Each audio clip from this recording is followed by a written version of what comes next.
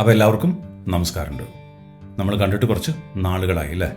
ശരി, ഇനി കാണാം. ഈ വീഡിയോ നിങ്ങളുടെ അതിഭീകരമായിട്ടുള്ള സംശയങ്ങൾക്ക് ഉള്ള മറുപടിയാണ്, അല്ലെങ്കിൽ ചോദ്യങ്ങൾക്കുള്ള മറുപടിയാണ്.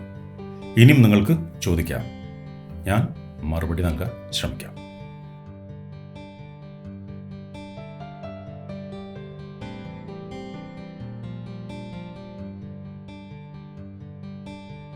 ഇത് രമേഷ് വോയിസ് ലേണിംഗ് ആപ്പിൽ വന്ന ഒരു ചോദ്യമാണ്.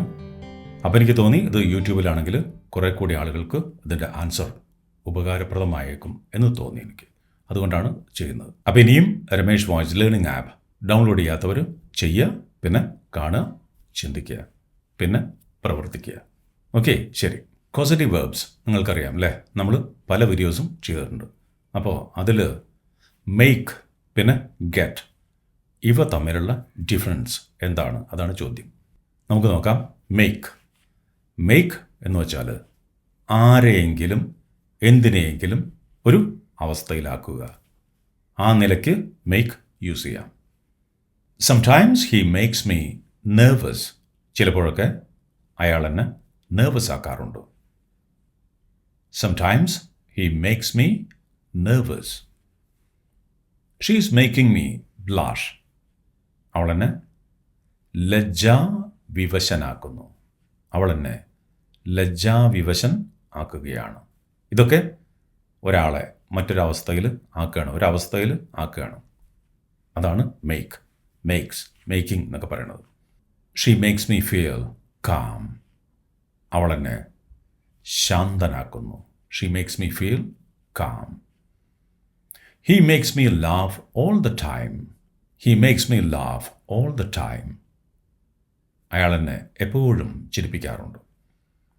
He makes me laugh all the time. ഇതൊക്കെ ഒരവസ്ഥയിൽ ആക്കുകയാണ് മറ്റൊരാളെ. ഇനി എന്തെങ്കിലും നിർബന്ധിച്ച് ചെയ്യിക്കുക, അതും മേക്ക് വെച്ച് പറയാൻ പറ്റും. I made him work hard. ഞാൻ അവനെ കഠിനമായി അവനെക്കൊണ്ട് പണി ചെയ്യിപ്പിച്ചു. I made him work hard. അവിടെ ഒരു നിർബന്ധമുണ്ട്. I made him work hard. ഞാൻ അയാളെ നിർബന്ധിച്ച് പണിയെടുപ്പിച്ചു, അയാളെ കൊണ്ട് പണിയെടുപ്പിച്ചു. They made me work hard. അവർ എന്നെ കൊണ്ട് പണിയെടുപ്പിച്ചു, പണിയെടുക്കാൻ നിർബന്ധിതനാക്കി എന്നെ. She made me the way I am.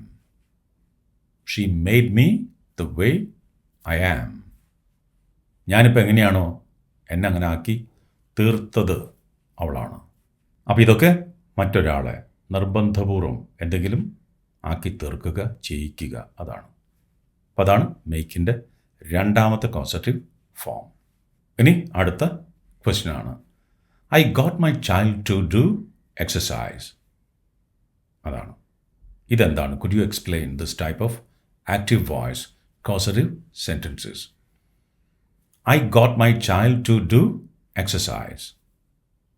നോക്കാം. Get to do something എന്ന് പറഞ്ഞാൽ ആരെ കൊണ്ടെങ്കിലും എന്തെങ്കിലും ചെയ്യാനായിട്ട് പ്രേരിപ്പിക്കുക, കൺവിൻസ് ചെയ്യുക, ഇങ്ങനെയൊക്കെയാണ് അതിൻ്റെ പ്രയോഗം. അപ്പോൾ ഇവിടെ I got my child to do exercise എന്ന് പറഞ്ഞാൽ ഞാൻ എൻ്റെ കുട്ടിയെ എക്സസൈസ് ചെയ്യാനായിട്ട് പ്രേരിപ്പിച്ചു. I got her to do a computer course. ഞാൻ അവളെ ഒരു കമ്പ്യൂട്ടർ കോഴ്സ് ചെയ്യാനായിട്ട് പ്രേരിപ്പിച്ചു. She got me to buy an iPhone. അവൾ എന്നെ ഒരു ഐഫോൺ വാങ്ങാനായിട്ട് പ്രേരിപ്പിച്ചു. I got her to eat a large pizza. ഞാൻ അവളെ ഒരു ലാർജ് പിസ്സ തിന്നാനായിട്ട് പ്രേരിപ്പിച്ചു.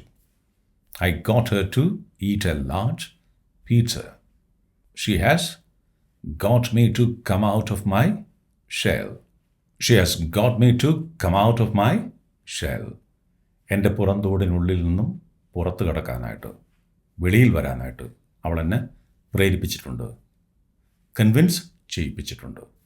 അപ്പോൾ ഇതാണ് മേക്ക്, അതുപോലെ ഗെറ്റ് ടു ഡു സംതിങ്. ഇവ കോസറ്റീവിൽ വരുമ്പോഴുള്ള മീനിങ്സ്. അപ്പോൾ ഇനിയും ചോദ്യങ്ങൾ ചോദിക്കുക. നെക്സ്റ്റ് വീഡിയോയിൽ മറ്റു വിശേഷങ്ങളുമായിട്ട് നമുക്ക് വീണ്ടും കാണാം. Thank you. Take care.